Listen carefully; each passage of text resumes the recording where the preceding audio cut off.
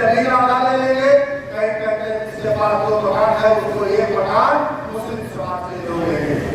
कि क्यों किस तरह का भारत चाहते हैं, कि किस तरह का भारत बनाना चाहते हैं। इन्होंने पूरे भारत के साथ अस्मिता के साथ खिलवाड़ किया।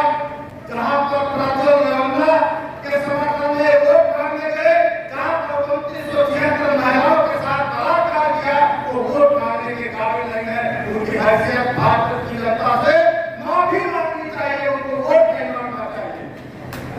हमारे की जनता का सिर नीचे किया है हमारे सांसद जी ने, तो उनके खिलाफ जो केस था वो केस स्टैंड कर गया है। उनको हमारे कैसे की जनता से माफी मांगनी चाहिए, वोट मांगने नहीं आना चाहिए।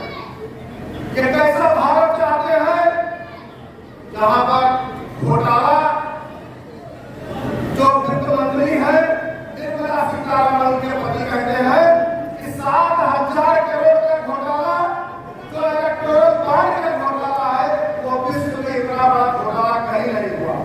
ये कौन मुझे करके हमसे जो है वोट मांगना चाहते हैं और देश में ये बंटवारा चाहते हैं, ये भारत को कई खंड में करना चाहते हैं। जब हमारे देश का बंटवारा हुआ तो मुस्लिम समाज पाकिस्तान नहीं गया। क्यों नहीं गया? पाकिस्तान से ज्यादा भारत के हिंदुस्तानियों पर, भारत के हिंदुओं पर उनको विश्वास था। और जब 1991 रहा हो, चाहे पहले रहा हो, इनके लोग जो है बाहर जाकर के, सऊदी जाकर के और विदेश में जाकर के विदेशी मुद्रा का भंडार इन्होंने इकट्ठा किया। और यही नहीं, हमारे देश के राष्ट्रपति अब्दुल कलाम ने ऐसा मिसाइल हमको दिया कि हम चाहे भारत, चाहे पाकिस्तान से लड़े, चाहे चीन से लड़े, चाहे किस देश से लड़े, बहुत बड़ा योगदान भारत के मुसलमानों का रहा। लेकिन ये सब पाकिस्तान जैसा भारत चाहते हैं जहां हुक्मरान जब वो उतरते हैं, सीट पर से उतरते हैं तो वहां फांसी दी जाती है। आज कोई पाकिस्तान और अफगानिस्तान पूछिए आदमियों से कि आप पाकिस्तान जाना चाहते हैं, आप अफगानिस्तान जाना चाहते हैं कि स्विट्जरलैंड जाना चाहते हैं, तो सब लोग स्विट्जरलैंड कहेंगे, सऊदी अरब कहेंगे, लेकिन अफगानिस्तान और पाकिस्तान जाना कोई पसंद नहीं करेगा। तो क्या भारत के प्रधानमंत्री आदरणीय मोदी जी किस देश को पाकिस्तान और अफगानिस्तान बनाना चाहते हैं, जहाँ बंधन हो, जहाँ पर एक रूपता न हो, आपस में भाईचारा न हो। और आपस का भाईचारा जब समाप्त हो जाएगा, विश्वास खत्म हो जाएगा, तो रूस जैसा बड़ा देश, सोवियत जैसा बड़ा देश जो 12 खंडों में बटा है, क्या इस देश को बटने से कोई रोक सकता है? कोई रोक सकता है तो इंडिया गठबंधन की सरकार जो अभी 2024 में 4 जून के बाद आने वाली है, और यहाँ पर उत्तर प्रदेश में समाजवादी पार्टी की सरकार बनेगी। 3 महीने के अंदर जो बाबा मुख्यमंत्री है वो वापस गोरखपुर चले जाएंगे। आने वाले समय में अखिलेश यादव जी मुख्यमंत्री बनेंगे। और जहाँ तक क्षेत्र की बात है, मैं देखता हूँ जब कहीं चोरी हो जाती है, कोई मुकदमा लिखाया जाता है, तो पता लगा कर्नल थाने में कौन बैठा है, कौन बैठा रहता है, तमाम नाम है, एक महेश सिंह है, अरे आपके थाने में तो बलात्कार हो रहा है कहीं जिले में, तो जब मुकदमा कोई लिखाया जाता है तो कौन बैठा रहता है थाने में?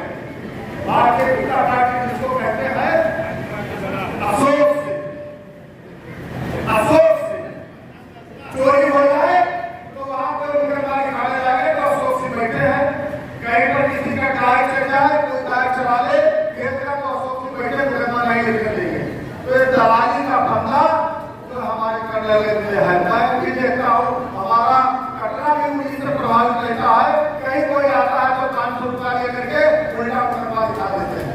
तो इसलिए हम आपसे कहने आए कि 50 कंपनियों ने भाजपा को इलेक्टोरल बॉन्ड में चंदा दिया है, जिसमें 14 कंपनियां पहले ईडी और सीबीआई और इनकम टैक्स की कार्रवाई हुई है, तब इसके बाद 14 लोगों ने इनको इलेक्टोरल बॉन्ड में चंदा दिया है। और 20 ऐसी कंपनियां हैं जिनसे चंदा लेकर के उनको बड़े बड़े प्रोजेक्ट खवाए गए हैं और बड़े बड़े घोटाले किए गए हैं। आज सुरंग में आदमी फंस जाता है,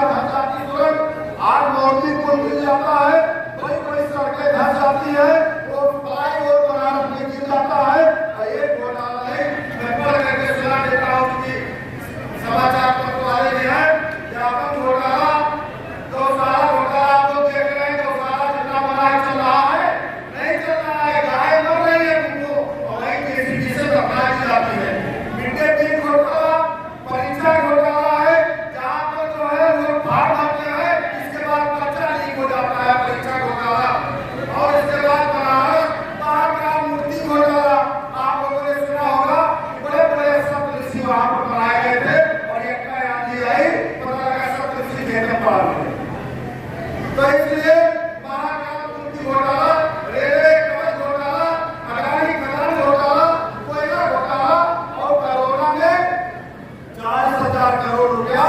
कर्नाटक का एक विधायक जो भारतीय जनता पार्टी का विधायक है, उन्होंने कहा कि 85 रुपए का जो मास्क मिलता था 485 रुपए में दिया गया है, तो 2000 रुपए का 20,000 में दिया गया है। हमारी सरकार ने 40,000 करोड़ का घोटाला किया है।